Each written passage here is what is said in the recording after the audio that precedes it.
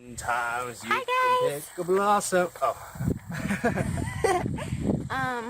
So we are working on getting better about videos, and I figured we'd update you guys. So the last video I was just kind of venting and talking about stuff and things.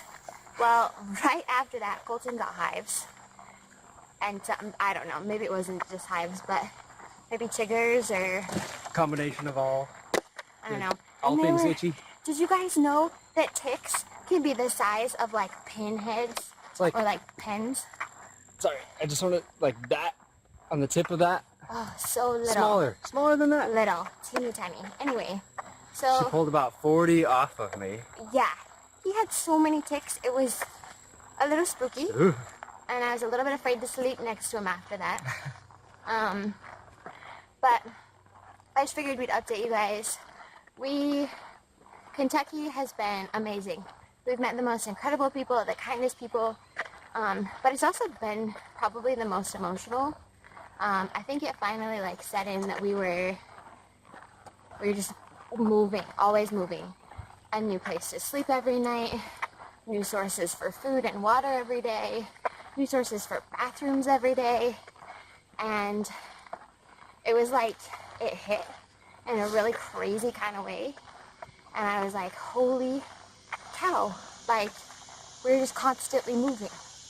And my brain went, ah, and like freaked out, and then I want something familiar. Yeah, and then we... Hey, wait, look at this tiny bench next to this other bench. Here's the little tiny bench next to the big bench. A little tiny bench. Okay. And this is a beautiful bench. We're at Blackford Walking Trail Veterans Walk of Honor. And we are grateful to be walking on this trail with all of these people. Thanks. We're sitting for a second. Anyway, it was crazy. We went to go home with a new friend and just relax for a little bit to get out of the heat. There was a heat wave warning for several days that was like over 100 degrees, and it's super humid here too, so it was really, really hot. So we were taking a break from that, and then Colton broke out, so then we took a couple days there, and then we ended up going back to Hopkinsville to stay with our friends that we met there. They came and got us and took us home with them for the weekend. And then we left there.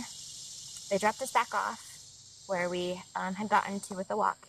And we walked and walked and walked. And then this weekend, Colton's hives weren't healed yet. They're still there. So this last weekend on Friday, we ran into a gentleman, and it's still so crazy to me that the timing is just right on point. We were walking down this road right as this guy was pulling up to the gate of this huge, it was like 100 plus acres of hunting and like farmland, and he just happened to be pulling up exactly when we were walking by it. Which was really cool because the day before we had stopped walking because of the rainstorm. Oh yeah. We threw up a tarp over us and just strapped it in the trees, and we were sitting there, and a guy, fellow traveler and explorer, he came walking down the road, and he said intuitively he knew that we were there, and so he came and pointed us in a good direction, that there was a pavilion up ahead. So we went and posted up underneath the pavilion by the church, and then the people that lived next door to it, once we met the lady that lived there, and once her husband got home, he came over and met us, and he actually pulled his camper around on the side of their house, and we slept there for the night. So that was really cool. We were still manifesting beds. And then this guy shows up and goes, oh, do you guys want to relax for a minute? So we sat down. We were talking to this amazing guy who has all these stories. He's probably in his 60s or 70s. And he was just sharing all these amazing stories about his life and his experiences. And it was like every like 10 minutes he'd be like, you know, if you guys want, you could do this. And it was like, he invited us there to chill. And then he, you know, pulled out hammocks and stuff for us to hang up in the trees. And then he like unloaded his four-wheelers and was like, hey, let's go for a ride. So we got to go on a four-wheeler ride and see this beautiful property and see these beautiful caves. And then, you know, by the time he was leaving, he goes, you know, let's go to the grocery store. Let's get you guys some food. He helped us with some groceries for the weekend, and then left us with one of the four-wheelers and this little like cabin with an air mattress and electricity, and we just hung out for 2 days. Air conditioning. Yeah, air conditioning. We hung out for 2 days and slept and stretched and just tried to get all of our emotions out.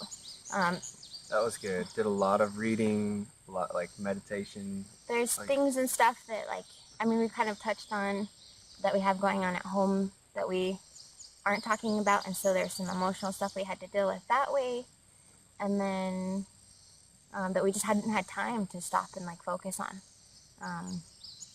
So that's what we've been doing in Kentucky for days. Yeah. Lots of days. It's been the last week or so. Pretty good. So what's our newest lesson? Slow down and like let your emotions come out naturally. Yeah, you gotta process. If big events happen and you don't have the emotional response that you thought you would, it's probably still in there.